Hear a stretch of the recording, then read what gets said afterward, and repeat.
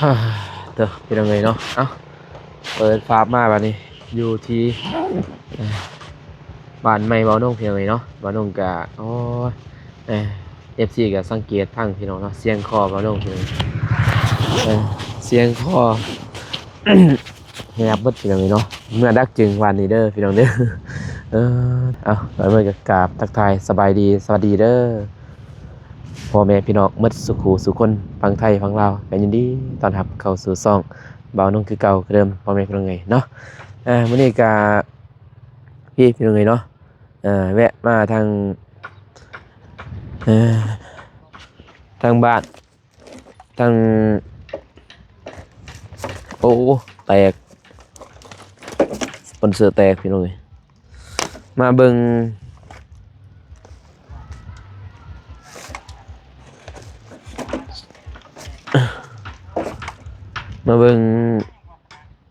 นี่ก่อนพี่น้องเอ้ยเนาะเพื่อนทางสร้างเพิ่นเฮ็ดก็เลยซื้อสปอนเซอร์พี่น้องเด้อให้เพิ่นซื้อสปอนเซอร์ให้ทางสร้างเพิ่นแล้วก็ซื้อเหล็กตะปูไปพี่น้องเอ้ยเนาะเข้าไปหาเพิ่นก่อนเพราะว่ามื้อนี้เบาเตียงก็ออกเดินทางพาแม่ๆเพิ่นไปพุ่นแหละพี่น้องเอ้ยเนาะพาแม่เพิ่นไปเที่ยวแตกคือเหล็กตะปูเหล็ก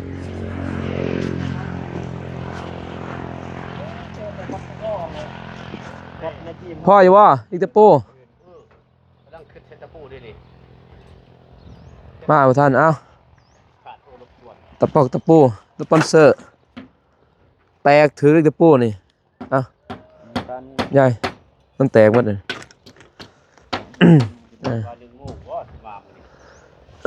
เสียงคอก็แหบได้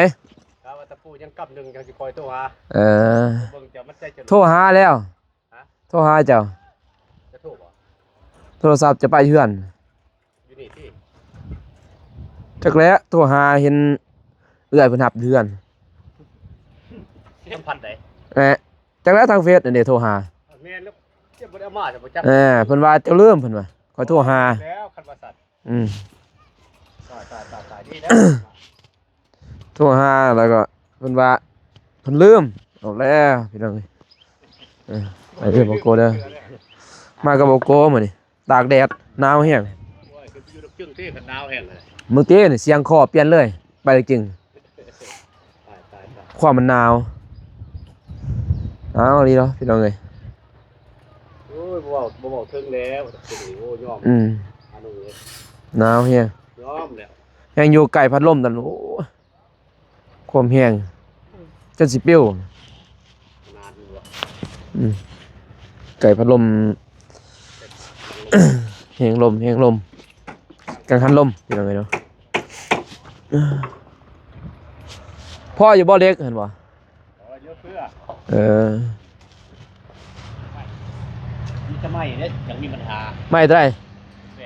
บ่พ่อบ่ยังบอลเขาแบบยังลายอยู่บ่พ่อก็สร้างไม้กำลังสร้างน้ำไผเด้บาดนี่ไม้แป้นนี่สร้างไอ้แดงก็ไม้แนวนี้นี่เอาเลยบ่ยอมเลยนี่เสือไปโผล่แขนรอบหนึ่งก็ว่าโอ้ยเป็นตามารอบสอง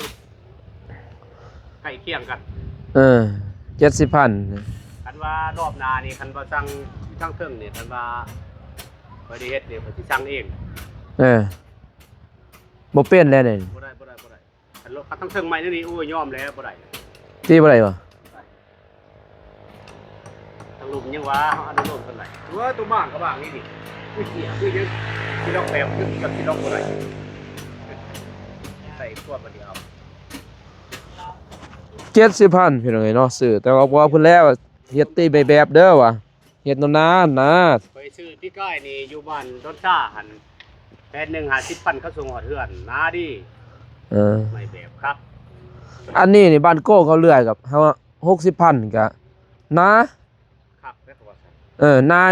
าโลดนะนี่ใหญ่กว่านี้นี่2หุ่นจะเข้า3หุ่นต้องเลื่อนง่ายจะได้แข่งขันด้วยเฮาก็บ่จะเว้าก็เลยว่าอีกได้ก็ยาแหละง่ายพูดน้อยโตด้วยมันบ้างโต อยู่เพื่อนเบาน้อง แล้วก็ลองถามเป่าแม่คิดว่าเป่าเตียงไปไหนอ่ะแม่คิดลงมาเห็นแล้วเตียงเลย ยันเราไปล่างรถ ไม่รู้ เดี๋ยวสิถามล่ะ ลองมาถามเด้อ เดิน นั่นแหละ เนี่ยแม่พี่โทรมา เวท เออ บ่เห็นรถว่าเตียงมา เราออกแต่เช้าเด้สงสัยเราไปล้างรถเนาะจ้ะ จักโมงมาบ่ดิตะกี้ มาฮอดพี่พอดี7 โมง 8 โมง 8 โมงก็มาอยู่นี่อยู่ไห้ดำนี่ก็พอดี11 12 โมงเมื่อเพื่อน กลางคืนโอ้ว่ากระดักกระโดด นอนก็พอดี1 โมง โอ้เก่งยอมรับแล้วบ่ธรรมดาก็ได้เดียว โอ้ไปแล้วก็มันต้องนั่นนะ เมื่อไหร่บ่ ยังเพิ่นยังสิไปเที่ยวนี่เที่ยวปากซอง โอ้ตัดผ่านตัดแผ่นบ่ แม่น บ่ได้ไปนำกันบ่ บ่มีแต่ทางให้ทางเบาเตียงเพิ่นไปกับแม่ๆเพิ่น บ่ได้เฮ็ดปลามานำบ่บัด ได้กระหอกจักโตก็กระหอก สี่ 4 โตบ่ สี่โต กระหอก4 โต ของสดเลยเนาะ สดๆแล้วแต่ว่าบ่ได้กินอยู่เฮือนเบาพลนี่แหละนี่คนนั้นเอาไว้ว่าสิอ้อมมันใส่ยอดวาย เราเรื่องไปเรามากกับพอดีเด็กบ่ได้อ้อมสับ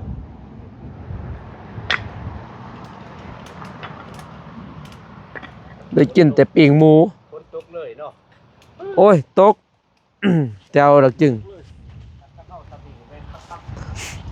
ฮอดบ้านดักว่ายกะแย่ๆเลยเด้เสียนะดักว่ายมิดดักว่ายไปกะฮอดเที่ยวนั่นกะโอ้ยตกเลยแหละฝนโอ้พี่น้องเอ้ย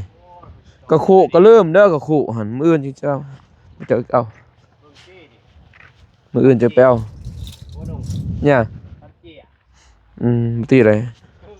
รียบร้อย จักสิเว้านะเพราะว่าเราก็คิดว่านั่นแหละเราก็ว่าไม่แบบ นี่ทำไมเป็นแอมแล้ว เห็น นี่ตามเคยเฮ็ดเฮือนนี่มันเป็นแอมอยู่เมืองพ้นทอง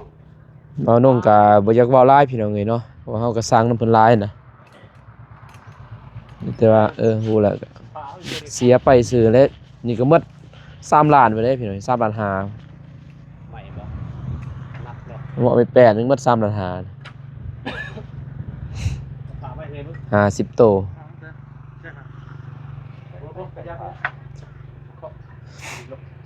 ก็ซื้อมากพอได้คันว่าใส่2เทื่อนี่แค่แน่นะนี่ใส่เทื่อเดียวยังบ่ได้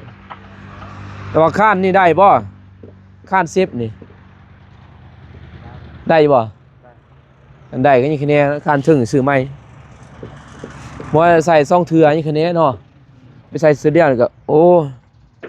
2เทื่อซื้อก็6-7 ล้านเลย ถ้าได้ขั้นพาสิบนี่ก็คะแนนนี่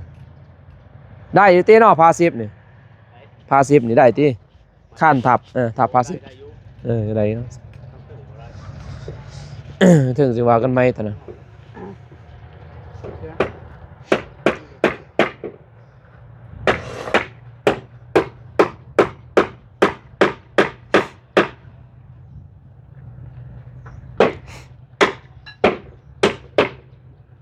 ป้ากับคู่กับเสียพี่น้องเอ้ยจะอยู่ไสว่าจะปะอยู่หั่นบ่กับคู่อะ ดูนี่บนกล่อง ป้าอยู่กองไม้เห็นบ่องมาคู่เสียใหม่สิบ่เสียบ่บาดนี่ไปหาในบ้านนะบาดนี่แจ้งเพิ่นใหม่เสียอยู่แล้วเว้ย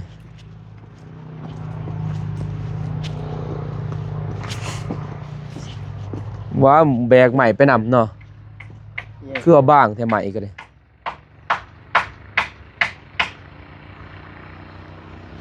สิได้บ่40 โตนี่ไหมบ่โก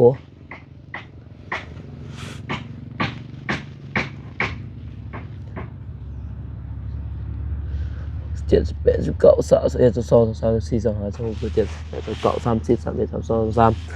ัดไปก็4-5อันอยู่แหละ เยี่ยงเปียกกระพุ้ ก็คุเนี่ยเสียก็คุ5อันบ่5อันเสีย2 เดือน3 เสีย3เฮ้ยมากะเขามาเอาอยู่นี่ผมอยู่ไกลทางพี่น้อยบ้านกลางเว้นนี่บ่ได้อยู่บ้านนี่กันโตสิเสียนี้นี่ จะขึ้นดูเนาะ กลางคืนน่ะนอนเด้กลางเว้นนี่ก็อยู่นี่แหละนี่มื้อนั้นเราเมื่อบ้านซื้อโตสิเสียนี้นี่ปูนนี่เสีย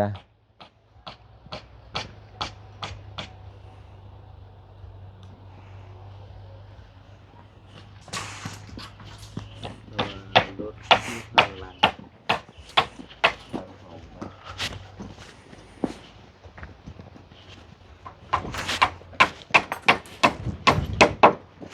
เต้นมากเห็นเลย เราไปล้างรถดิบ่ บอลอยู่ทางหลัง ทางหลังเฮ็ดแล้วบ่ เห็นแล้วมั้ง เออ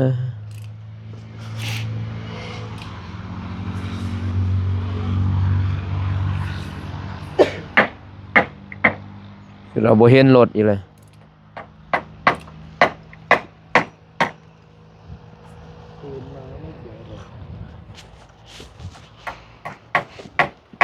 คืนนี้จนเดึกเมื่อเดึกพี่น้องเอ้ยเอาลงกันเดึกแล้วเราโกก็บ่เมื่อเลยน้องเอ้ยนอนอยู่กันเบาน้องนี่นอนกับเบามิกเบาสายบ่ได้เมื่อเช้าหน้าก็โทรหาแต่เช้าพุ่นโทรหาคอยนั่นแหละโทรหาแต่เช้า ตัวจะแม่วันนี้ ๆโทรหาแล้วแต่คอยบ่รับนี่สิลงเมื่อพุ่นพี่เนาะจะหน่อยเบาน้องกับเบาโกลงเมื่อบ้านเช้าน้อยไปนี่ได้พิมพ์บ่ ไม่เห็น เห็นแล้วบ่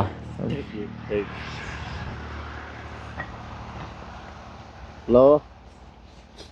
แล้วบางเมฆเขาว่าไง เขาเมื่อป้าแล้วอย่างแม่พิมพ์เอ้ย หาทาง ไม่เพนเขาหิวข้าว เออ เราออกมากินทางนี้ไหมว่าเบาเตียงไปธุระไหมหรือว่าเราเดินไปงั้นบอก โดย บ่ไม่อยู่ห้องนั่นแหละ บางเมฆอยู่ในห้องบอกโก้บอก ถ้าว่าสิกินข้าวอันย่างไปทางลุ่มมันก็ได้หาลุ่มมันก็ ร้านอาหารอยู่ข้างลุ่ม เดินบ้านหันอยู่ลุ่มหัน ร้านอาหารอยู่ลุ่มนี้หน่อยนึง แม่น ร้านอาหาร มันมีพวกข้าวพัดข้าวหยังหันนะอยู่ลุ่มอาหารประเภทน่ะ ร้านตามสั่ง แม่น ไม่ใช่ขัดลุ่มไปอีกลุ่มอื่นโอเคครับ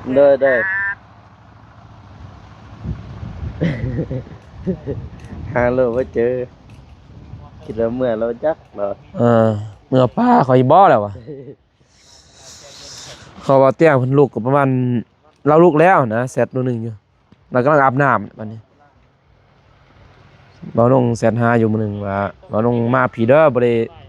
เฮ็ดของอยู่ของกินให้เพิ่นซ้ำพี่น้องเอ้ยเนาะพอเบาลงก็มาเบิ่งสร้างเพิ่นอีกนิดนึงเลยบ่ได้เฮ็ดของกินซ้ำมีแต่มื้ออื่นแล้วบางทีถ้าเพิ่นเมื่อบ่ทันก็สิเฮ็ดกินเพื่อนเนาะเฮ็ดอะไรบางทีเขาก็เมื่อเลยมื้ออื่นนั่นแหละเมื่อมื้ออื่นมื้อฮื้อนี่ข้ามไทยเด้วันที่เก่ามาข้ามอยู่นี่เลยเราบ่ข้ามอยู่นี่ไปข้ามอยู่สวรรณเขตพุ่น ไปวะ ไปบ่ได้ไปดอก ถามไป บ่มีเงินดอกเมื่อไทย โอ้ยเป็นไรไปได้ดิ ประมาณ4 ล้าน5 ล้านนี่แหละ มานั่นแหละ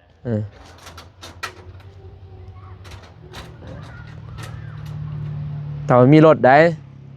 เอาบ่ได้เสียน้ำมันรถได้ถ้าเฮาเสียมันรถก็กลัวแหล้ว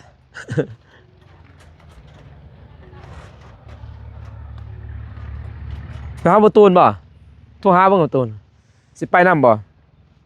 เพราะว่าเตียงเพิ่นสิไปพุ่นเอารถกับรถคันเดียวมีแต่เราสิไปเที่ยวกับแม่พิมพ์แม่เพ็ญแล้วก็น้องเมฆไปเที่ยวอยู่ปากซองนั้นบ่ตูนสิไปนำบ่กันไปก็สิแวะเข้าไปหาน่ะอันบ่ไปเฮาก็ไปเลย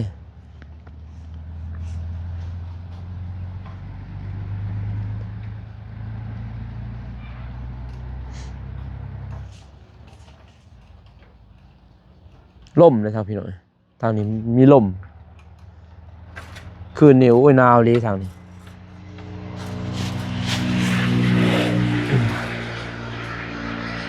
โอ้โดยอยู่ไซเนาะนี่ถ่ายคลิปอยู่นี่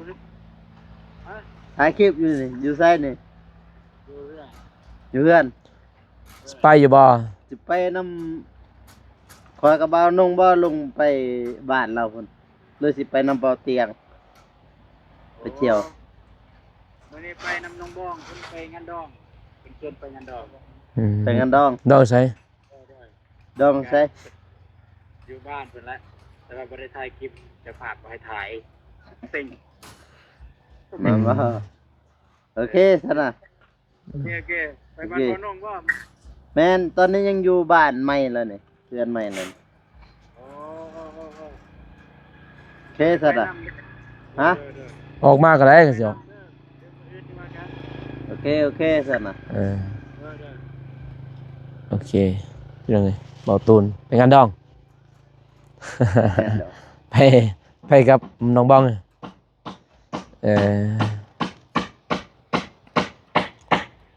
เอาเป็นแต่ลงไปพุ่นเลย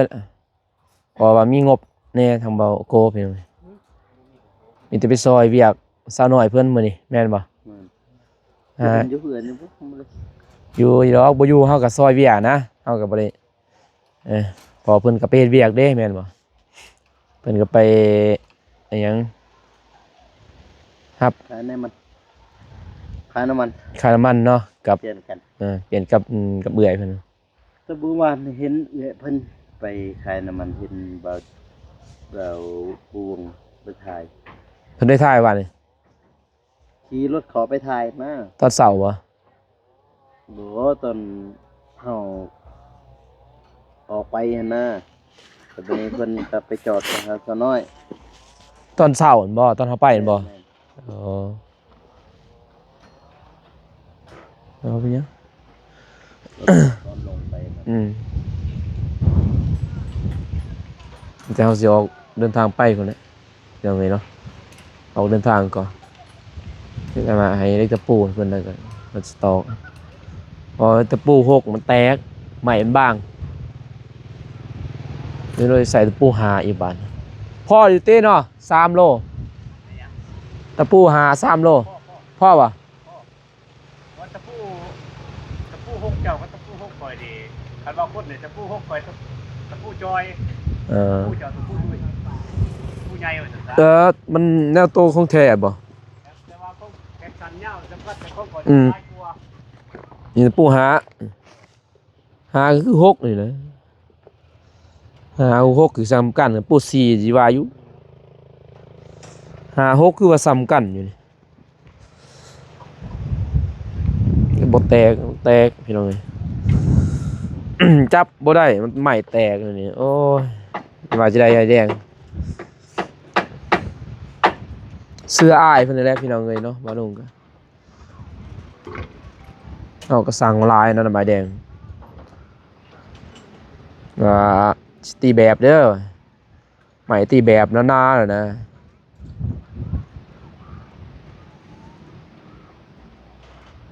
แพงบ่ว่าดอกเบาโกเนาะเพียงมันดีแม่นบ่ แม่น แพงก็ยากเพียงมันนานกว่านี้พี่น้องเอ้ยซ้ำนี่ยังแค่แน่ได้นี่ยังนี่แค่นึงนี่อันนี้เต้นี่เปลือกเปียก แต่ว่าบ่าวนุ่งก็บ่อยากเลือกพี่เนาะเพิ่นก็เทื่อนเพิ่นเอามาเพิ่นว่าเอามา3เอามา50โตก็บ่เป็นสิเลือกนะเอาลงโจมลงนี่แต่เพิ่นว่าฮอดเฮือนจะเลือกเอาเองเพิ่นว่าบ่มักตัวใดก็เอาขึ้นต่อเมื่อ เอาก็ถือมาแต่50โตจักสิเลือกแนวใดวะเอาลงหมดซิ เออมันเป็น ปาด มันเป็นสิเลือกเลยวะ โอ้ยมาแล้วเว้ยใช่แล้วมันบางเกินแตก มันบ้างแห้งเด้เพราะเทศตัวนี้มันบ้างบ่ได้เป็นเอาไง บางร้าย มันบัดเวลาเฮาเทมันเฮาอยากให้มันซื่อเด้มันสิเป๊ะออกบัดนี้เป๊ะออกมันสิบ่ซื่อบ่งามหั่นน่ะเฮาสิไปติสร้างเพิ่นว่าตีบ่งามบ่แม่นย้อนว่ามันใหม่ในบ้างนี่บัดมีที่ตอกตัวนี้นะนี่ที่เอาเห็นบ่ตอกตัวนี้ที่มันจึงบ่เป๊ะเขาอย่าง โอ้เข้าใจ อืม ตอกอุกใจตัวตอกตัวนี้อีกบ่เข้าอีกไล่หนึงอีก จะได้ เขียน ดีนโล มันยากขนาดนี้พี่น้องเอ้ย ตอกตัว คันว่าตอกได้นี่ง่ายๆนี่มีที่ตอกเขาเลยนี่ ไว้ก็แม่นแล้ว โอนเบาตูนไปเลย บ่แวะมานี่เด้พาไปหาผู้สาว สาวตัวมันกันบ่นั่นบ่ หน่อย แต่ว่าบ้านเดียวกันบ่แม่นบ่ บ้านเด้อาหังเป็นบ้านห้วยดำ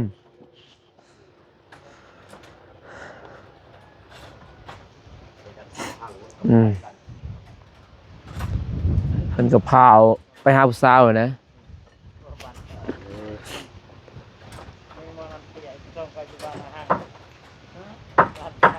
มื้อนี้แล้วนี่เนาะซานนี่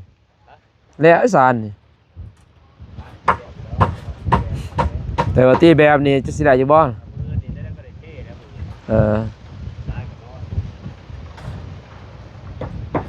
เทแล้วก็มีแห้งพี่น้องเอ้ยแล้วนี่เราก็ใหม่แต่สิเอาเมื่อแล้วใหม่นี่มันยัง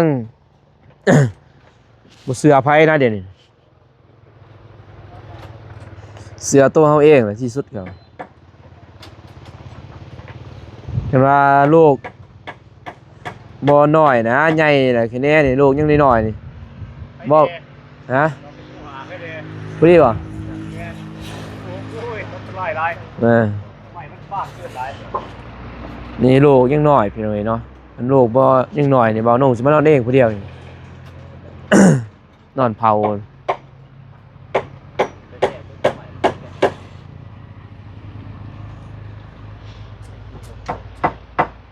ผลรถใหญ่เด้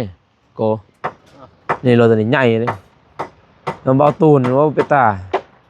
อันนี้ใหญ่ทั้งเต็มไปหมดเฮ็ด ใหญ่แล้วมัน ใหญ่แล้วก็เต็มไปนะเขาว่าเพื่อนตัวนี้บ่เกิน8คันก็เต็มไปจ้ะ แมนเต็มแล้ว แม่นบ่ แมนถ้าใครจะมีได้ถ้าใครจังสั่นหัน เต็ม นี่มันนักกระบอลนี่ 8คันก็เท่าไหร่68 48 เป็นล้าน ฮะ4 ล้านป้ายแต่ว่านี่ให้เพิ่นเมาเลยนะเกือบ6 ล้านยามั้ยพี่น้องเอ้ยเนี่ยเพิ่นเมาเพิ่นปั๊มให้เลยแต่นี่เก็บขี้ได้ใส่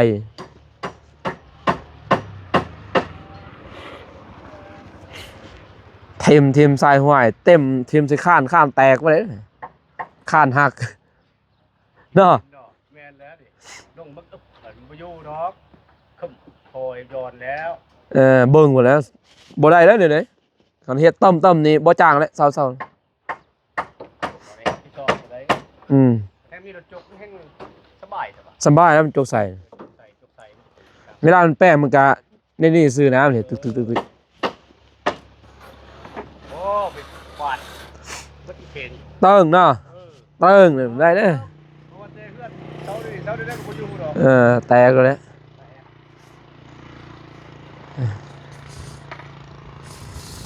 โอเคพี่น้องเนาะมาลงสิเดินทางไปก่อนมันสิค่ำจังเลยเพราะว่าเมื่อค่ำบ่ได้อีกไปก่อนเด้อนั่นแหละน้ำดื่มน้ำนี่หมดแล้วบ่น้ำมานี่ย่างบ่น้ำกินไปโกเดินทาง30ฮอดพุ่นโอ้ยหนาวพี่น้องขี่รถ ตากแดดเลย หน้าวัน ฮะเบิ่งติเห็นบ่เว้าปรับสนะโทรมาปรับเห็นบ่3สายแต่เนี่ยบล็อกจังได๋พี่น้องเอ้ย โอ้ยเห็นกระดับ โทรมาอีกเลยบล็อกทางเฟซเด้อพี่น้อง บอกว่าแม่ขึ้นเมื่อแล้ว ทางเฟซก็บล็อกทาง Messenger ยังบล็อกมันแหละยังทาง WhatsApp บานนี่เนาะWhatsApp ยังเก่า หาหมูเคยอยู่ดู ฮะ ผมโทรไปหาหมูเคยการจะไปยืมเงินไปขอเงินเขาเดี๋ยว ตัวยืมเงิน ยืมเงินจังพี่น้องเอ้ยเนาะโอเคพี่น้องเอ้ยเนาะทีนี้บ้านน้องก็สิจบเพียงก่อนพอพี่น้องเอ้ยเนาะผิดพลาดประการใดขอโทษขออภัยเด้อพี่น้องเด้อเนาะเสียงคอกับแหบๆแน่ มีแต่รอเบิ่งรอส้มเพียงเนาะมื้อนี้ก็ออกเดินทางพุ่นแหละไปหาน้องน้อยน้องไม้เพียงเนาะทางเบาโกในรอบ10กว่าวันพี่น้องเอ้ยเนาะบ่ได้เดินทางไปไปพบไปพอกันอยู่พุ่นพี่น้องเอ้ยเนาะผมขอบใจขอบคุณทางผู้ใหญ่ใจบุญทุกท่านที่กำลังติดตามรับชมพี่น้องคลิปนี้ขอกล่าวคำว่าสบายดีเด้อพี่น้องเด้อไปบ๊ายบายเบาโก